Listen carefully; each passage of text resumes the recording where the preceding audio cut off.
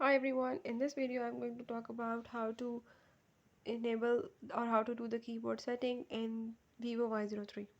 If you want to do the keyboard settings or you want to change the settings, I will tell you how you can do it. You just have to follow all the steps, and at the end of this video don't forget to subscribe my channel. Now let's watch the video.